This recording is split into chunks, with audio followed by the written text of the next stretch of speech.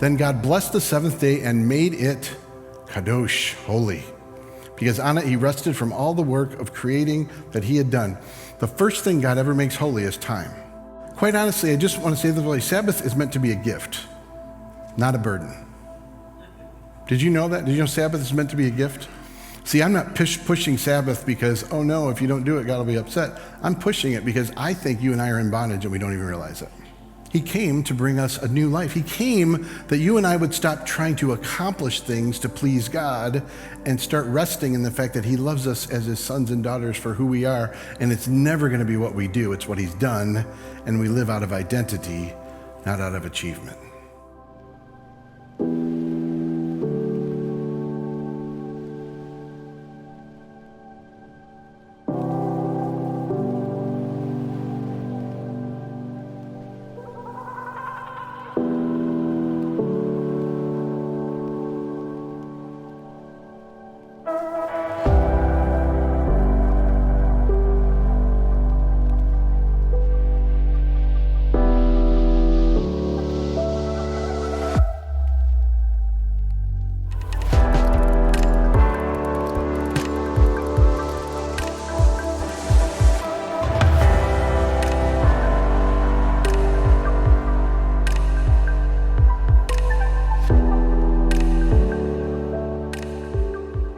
Well, I want to welcome those joining us online, those in our Muskegon campus, and all of you here in Spring Lake. We're in the fourth week of a series we've titled Practicing the Way, and we'll get into that in a few minutes. But I want to invite you, one of the first things we did in the series, the first week of practice, was learning to slow down and simply be silent before the Lord. So I want to invite you just to close your eyes.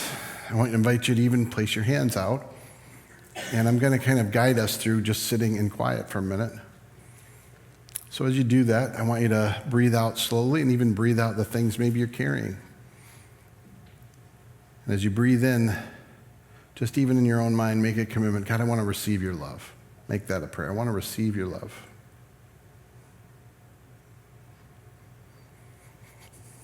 And as you continue to breathe out, you're letting go. As you breathe in, you're surrendering your very will to his. God, I surrender what I think life should be to you.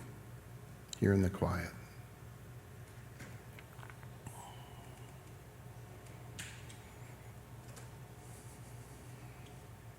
And then finally, as you breathe out, you're kind of letting go of the things that are swirling around in your mind and your thoughts and your own desires. As you breathe in, you're committing, God, help me to hear from you. Give me ears to hear what you want to say today.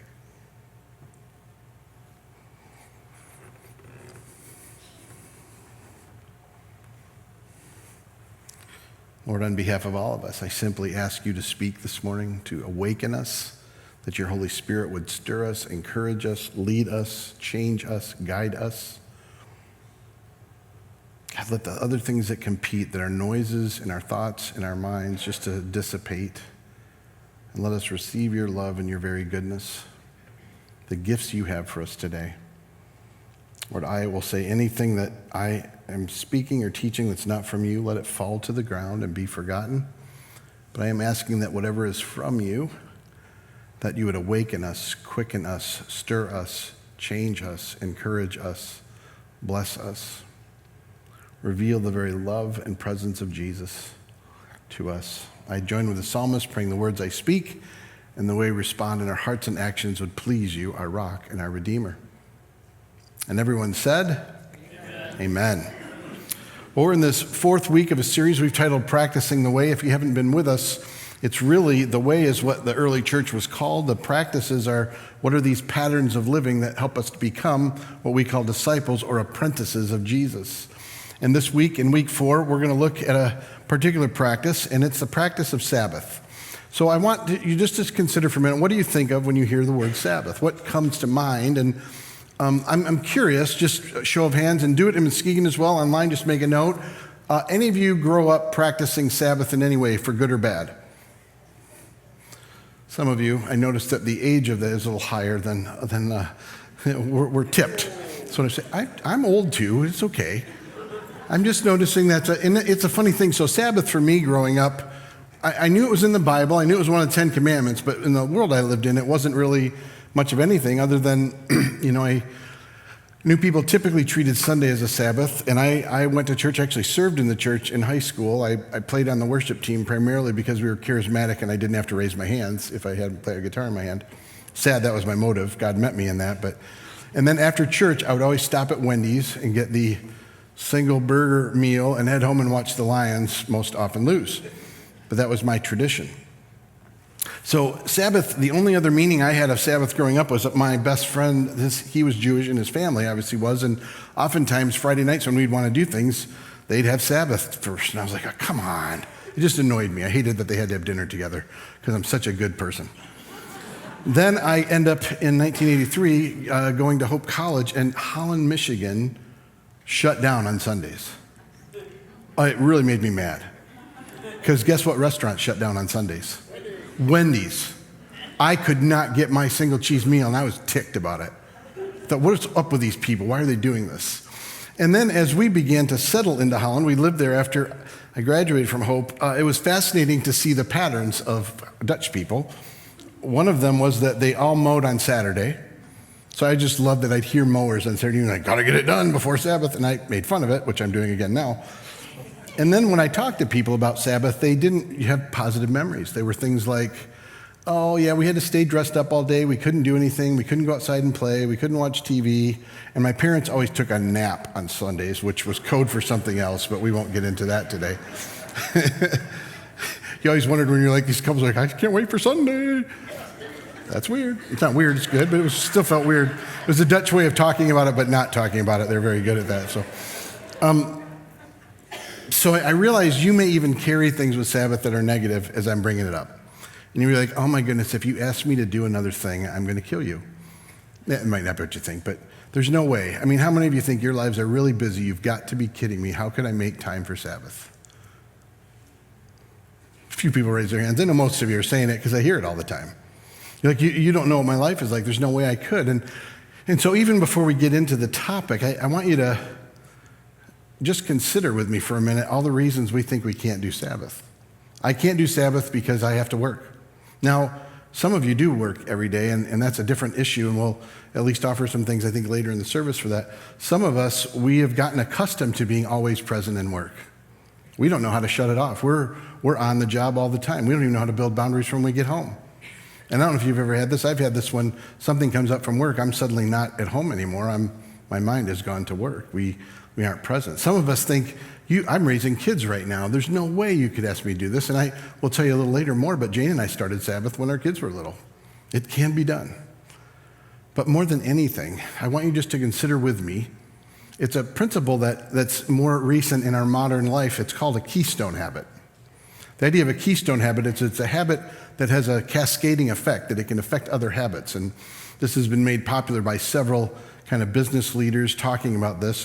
For example, it's shown even through data that if you exercise, it not only helps your health that way, you tend to eat better and you tend to sleep better. It cascades into other areas. And what I want to offer you is I believe Sabbath in the life of a follower of Jesus and a disciple is a keystone habit. And I hope you'll see that by the time we're done. I believe it's a habit that can have cascading effect on the rest of our lives if we really go, I think God has this for me.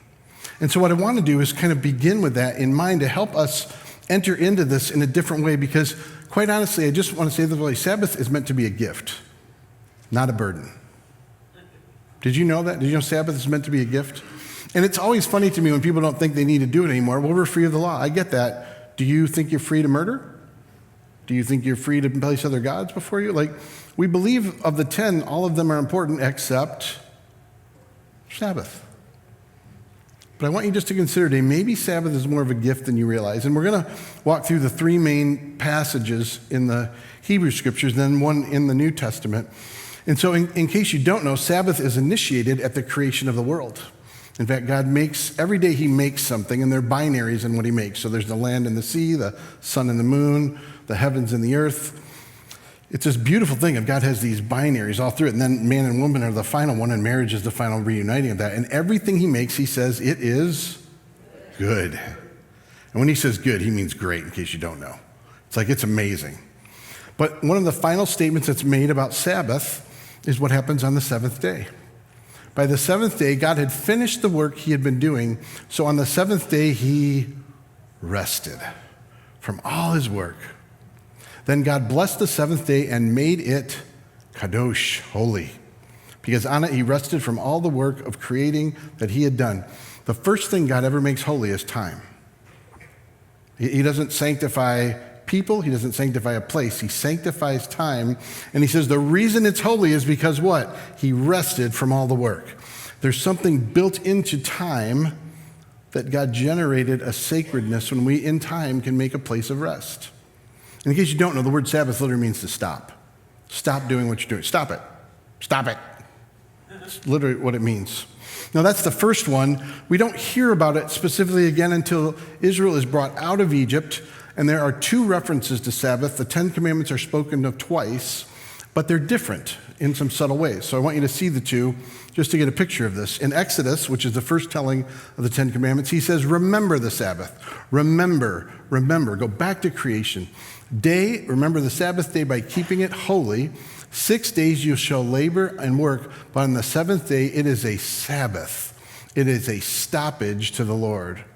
On it you shall not do any work, neither you, nor your son, nor your daughter, nor your male or female servant, nor your animals, nor any foreigners residing in your towns.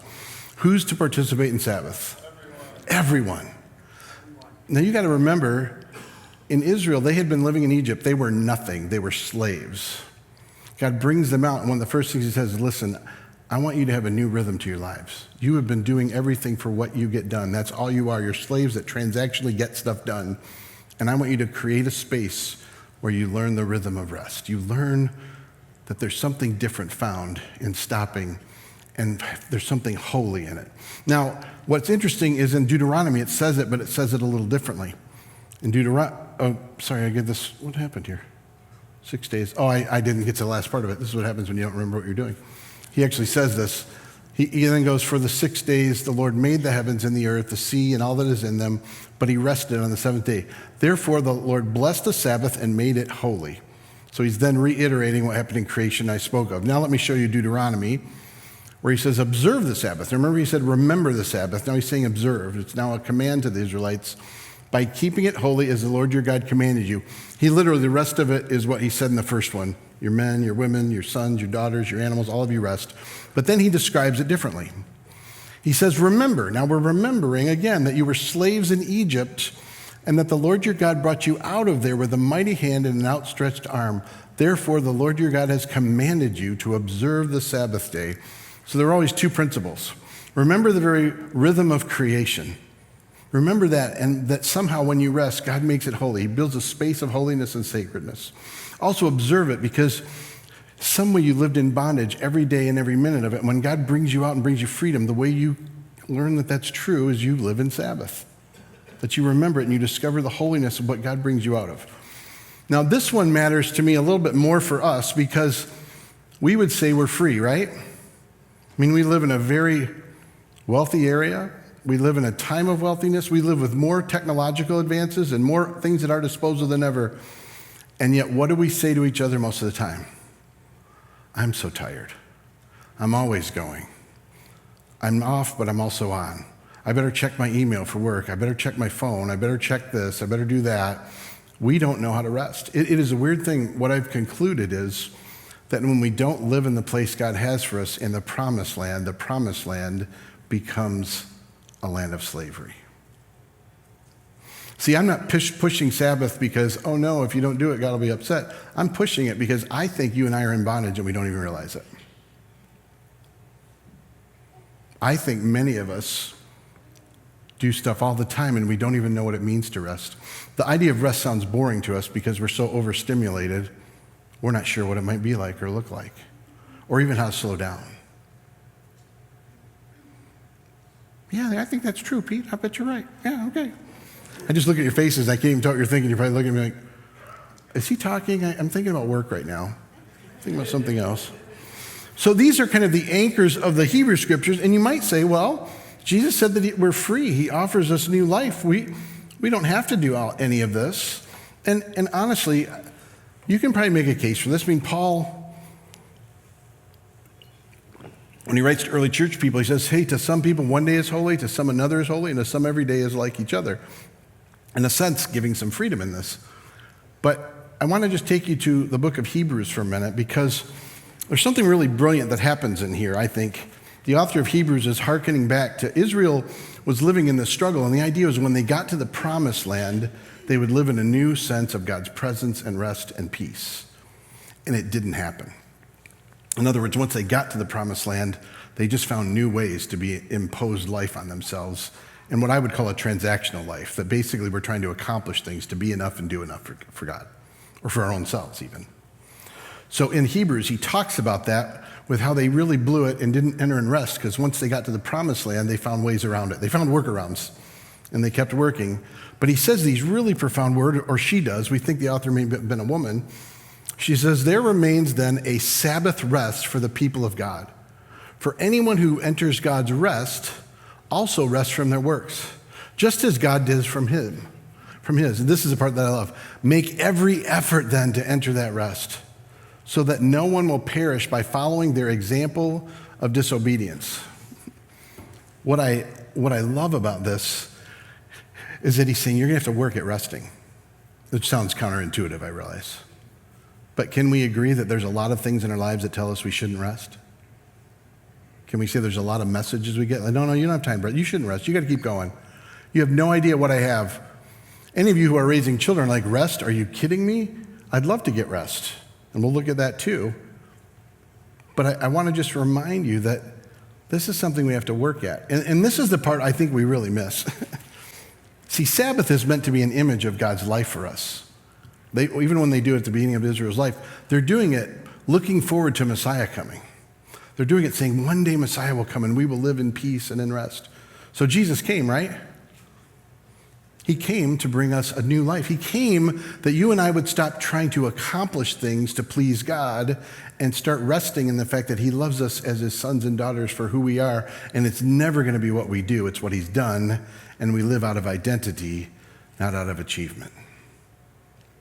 So what we miss is Sabbath actually has a beginning of a fulfillment in Jesus. We call it the already, meaning that Jesus coming and bringing his kingdom and his presence and his life needs to be an anchor from which you and I live, meaning you and I live in a place not of trying to accomplish or achieve or earn, but a place of rest, of identity, of peace. Can you see how Sabbath might be a keystone habit for us? What if you and I took a day and we lived as if this were true? That's the already.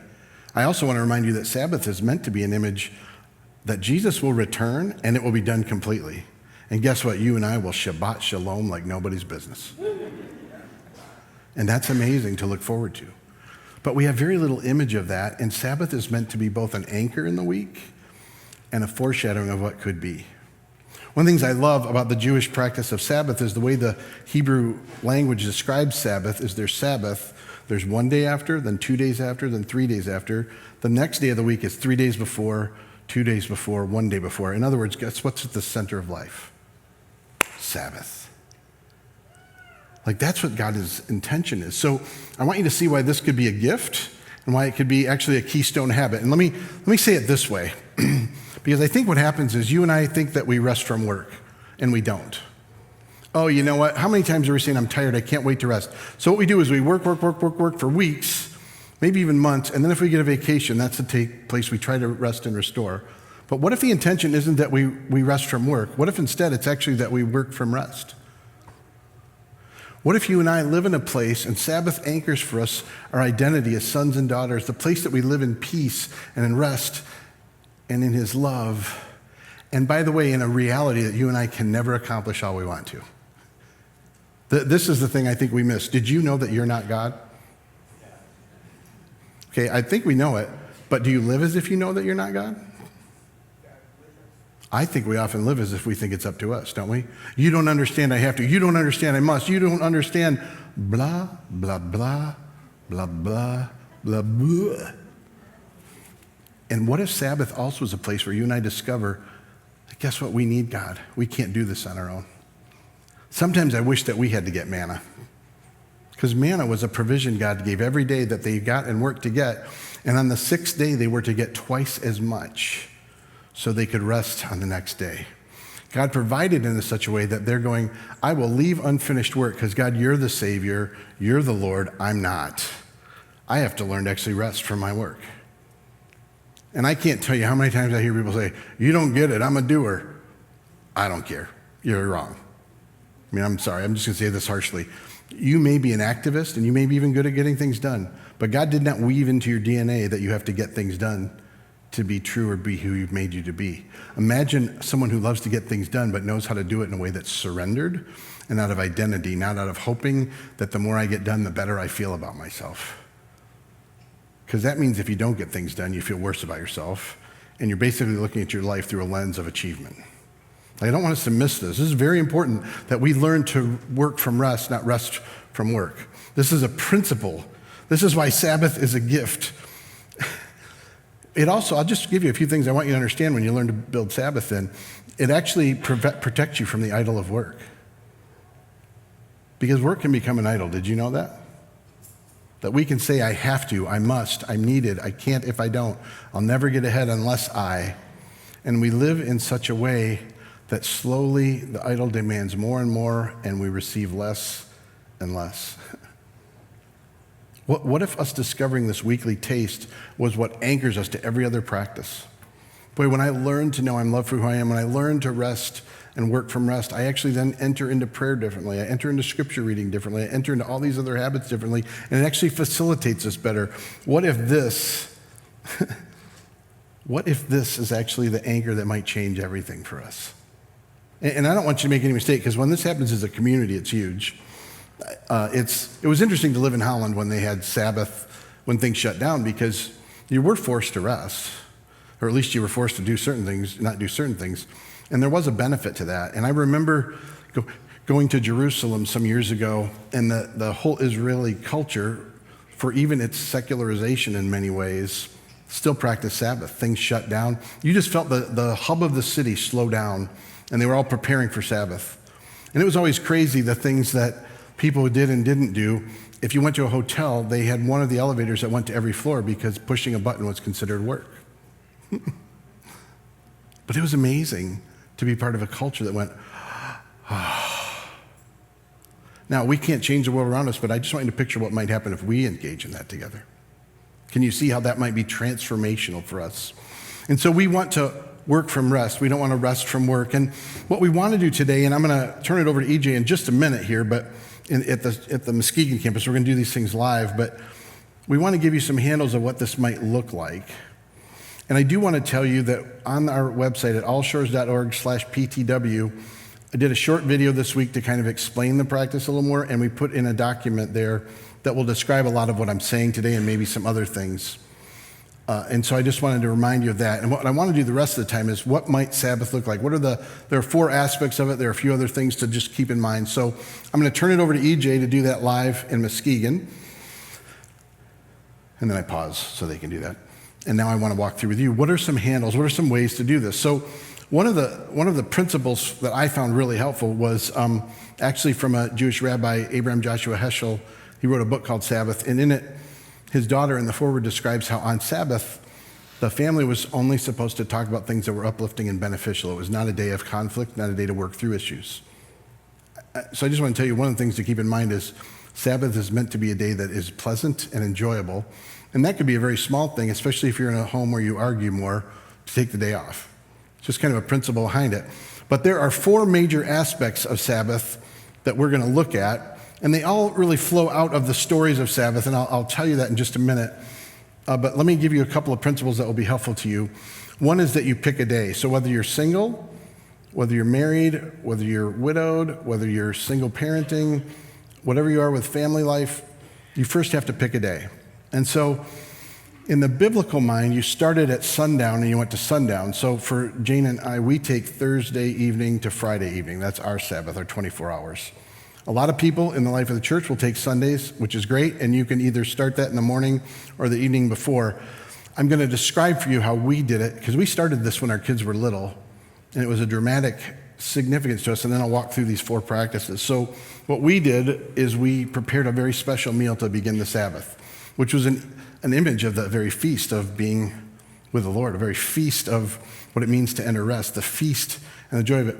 And simply, it was a more elaborate meal, and we always had dessert, which, by the way, for little kids, it was a great time. And when they got to be teenagers, they still talked about it. And when we stopped for a while, they were like, we want the dinner, we want dessert. So even though it may feel like a tactile thing, it's a very beautiful way to begin that. Now, you can still begin it in the morning. Whether you do that or not, we often lit a candle to begin the time. That's kind of inviting Sabbath in. I wrote a couple of prayer options you can even use in the document. But there's a way you want to begin. You want to have a clear start to your Sabbath.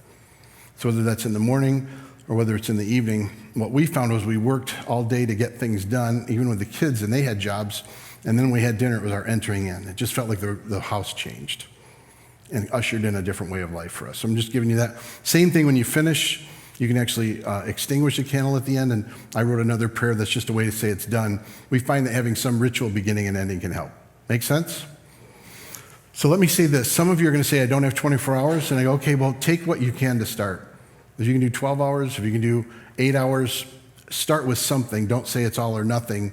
Though I'm going to keep pushing you, I think you'll want to get more and more to a point where you can. And we'll get into stuff with kids and all that in a few minutes. Now, there are four aspects of this that we want to look at. The first one is the aspect of stopping. As I told you already, Sabbath, the word itself means to stop. And so now you have to define what stopping is. And I want to tell you, every one of these four, if you're in a home where you're not single, you're going to have to deal with the other people going, what do we think stopping is? Now, if you're parents, you get to decide that for your kids. You may have include them, but I want you to, if you're married, you have to talk about what do we think it is. If you're single, you still have to answer this, but you're deciding yourself. So I'm going to give you the categories. With stopping, you're basically stopping from all paid work. That means you're unplugging from email, from tasks, from projects, from calls.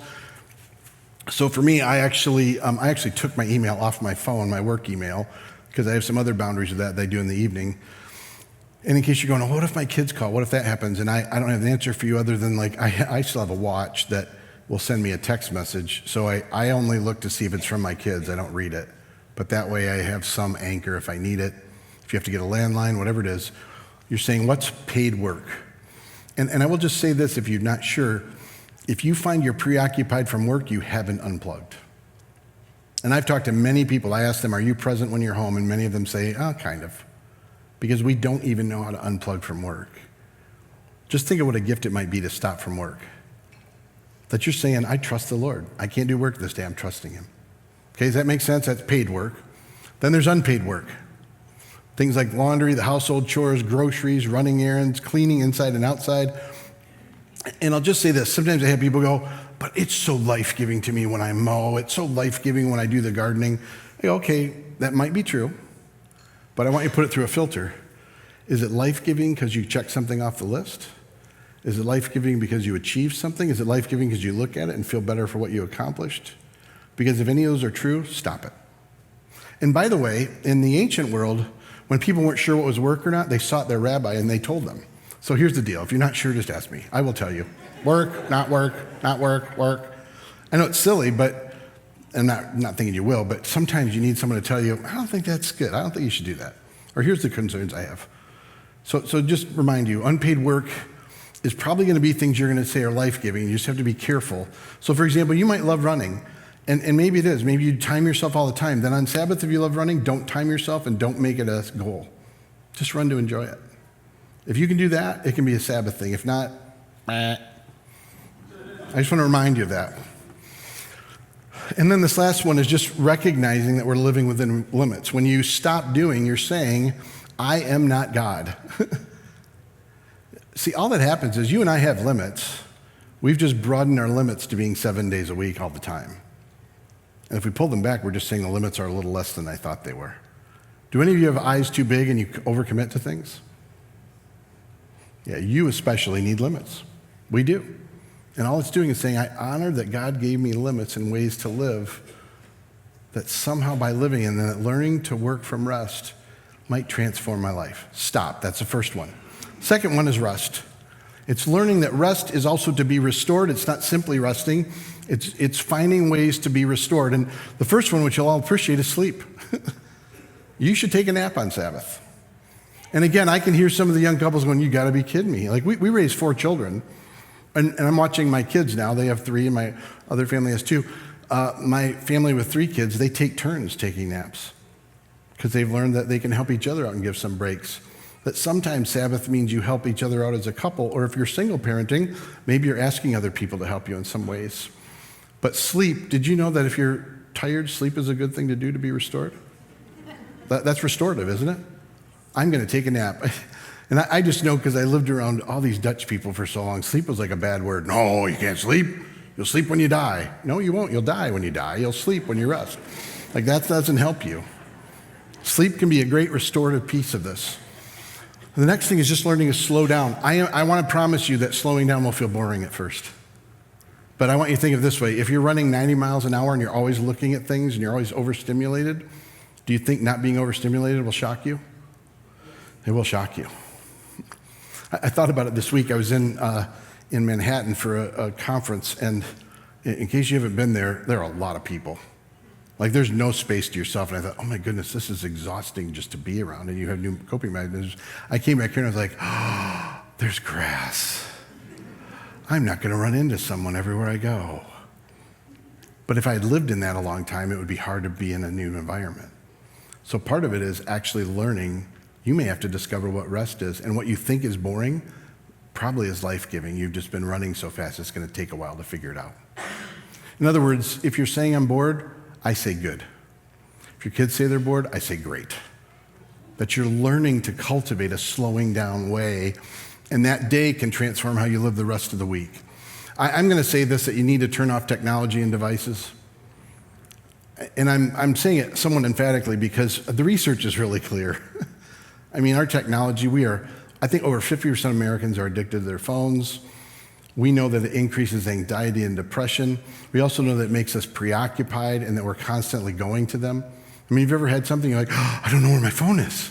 Like you lost your oxygen tank.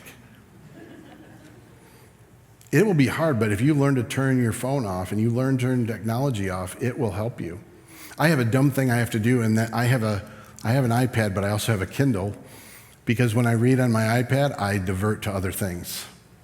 So if I want to be truly off technology, I have to use my Kindle, and that's just because I buy not paper books, but ones I can bring around that way. So for me, that's a workaround, that I'm not then utilizing technology for things that are going to call me to bad things. Make sense? Great. You're all committed to turning off. And make no mistake, you're going to want other people to do it, and you're not going to want to. And you're going to need to ask the Lord to help you with your own addiction and what that means, because we all have them. Also, I want to just clarify that escape and rest are not the same thing. Many times we do things that are escaping, and they're not restful. I found this with our kids. We'd put movies on to get a break. Not that can be a good thing, but after enough time on something like that, you start to see to get wound up, and afterwards it's not so good. And that's the same thing for me. When I'm done with doing an activity, you could watch a movie, you can watch a game, you can do lots of things, but if it leads you to be more unrested afterwards and it leaves you in turmoil, it wasn't restful. So I would say you have to temper some of those things and be careful. Am I using this as an escape, or is this actually restorative? That's a question you have to ask, which I'll just tell you, in all of these parts, you're going to have to walk through what's actually restorative for me. And in case you don't know, I bet most of us don't know what we need to stop from, don't know what's restorative. So guess what? This is discovery mode. This isn't, I do it once and I get it. It's learning yourself and discovering yourself what these mean. All right, that's the second one, rest. Third one is delight or joy. And in case you don't know, because you might say that's not in the passages, and it's not directly, but in different places of the Hebrew Scripture, particularly in the Psalms, when it talks about Sabbath, it says, in Isaiah it says this, if you see Sabbath as your delight. And ongoing, God speaks of this, and the prophets do, of how Sabbath should be a delight. It should bring joy to you. It should be fun. So I want to give a tip first to parents on this, because you want your kids to enjoy Sabbath. It doesn't mean it has to be deeply spiritual all the time, and it doesn't mean they can't have fun. Sabbath can be a day that they do get to do more relaxing, fun things like watch some movies, do certain things together they enjoy, play games. You want them to have a good experience of it. And even though it sounds funny, we found the meal and the dessert, because we didn't do big meals and desserts all week, were very special for them. It made them go, oh, this is a fun day. My oldest grandson still, when Sabbath comes up, he says, Shabbat Shalom. It's supposed to be Shabbat Shalom because it'd be a peace, but we kept it because he loved it. That's what he says. So he has ingrained in him as an 11-year-old, hey, we're entering into something fun today. And that's one of the things I got so saddened about when I talk to kids who grew up in some of the traditions in the church. They're like, man, Sabbath was just sit on the couch, wear your dress clothes, be bored while mom and dad take a nap. It was not fun. Can't play. That's not what's intended here. It's what's delight? How do I discover it? And I ask people all the time, what brings you delight or what's joyful for you? And people often don't know. We're so busy, we've forgotten, haven't we? So here are a few ideas that might be helpful for you. One is kind of discovering it. What do you enjoy? And if you don't know, sometimes you can ask yourself, what did I used to enjoy? And one of the ways you can tip yourself to joy is there anything you do that you get lost in time because you're having so much fun doing it, you kind of lose track of it? I don't mean you get lost in time in a work project, so I want to clarify. But have you ever done something where you're like, I lose track of this? So I have that when I'm playing my guitar. I'll put on an album and I just start playing guitar over it. And I'll just keep going because I'm having so much fun, I lose track of time. It brings me joy. You're finding those things. What brings you joy? Then also, I'm just giving you some ideas, things like walking, being together. You want to find out what brings you joy if you're married as a couple, what brings you joy as a family, what brings you joy in different pairings. And you also want to find what brings you joy alone. And you try during Sabbath to have some elements of both when you can. Again, if you can tag team, those help. But what brings you, like being together? Is it laughing? Is it nature, food? You make your own list. What are things that bring you delight? And that's what you begin to cultivate. And then finally, with the kids, I said this already, but the idea of bringing fun and laughter to them is very important. How do you help your kids enjoy a day? And there's no shame in letting them enjoy sweets and things like that. That's a beautiful thing, because isn't it a delight when your mouth actually enjoys tasting something great? But you sometimes even want to focus on that. And that leads us to the final one, which is about contemplation or worship. Remember, it's a Sabbath to the Lord, so there's a spiritual component of this, that how do we give ourselves to God in the midst of all of this? And here's just a few ideas on that. One is learning to discover the Lord's presence in your relationships, in your environment, in your food. For those of us, when you have babies, the arts, sports, hobbies, music. I found sometimes, it's so funny because my dad listened to classical music all the time growing up, and I used to get a headache every time I heard it because we'd have to listen in the car, and it was not a pleasant thing for me. But now I enjoy it. So sometimes I'll just listen to music and enjoy the intricacies and the beauty of it. I also do that with a lot of shredding guitar, but there's some beautiful things to discover that you can delight in and contemplate the Lord. And you can find God in all sorts of things that you're just asking him to move you and help you discover, things in nature, things in the environment. I see that when I watch people come in with babies, just the delight of that, what that is.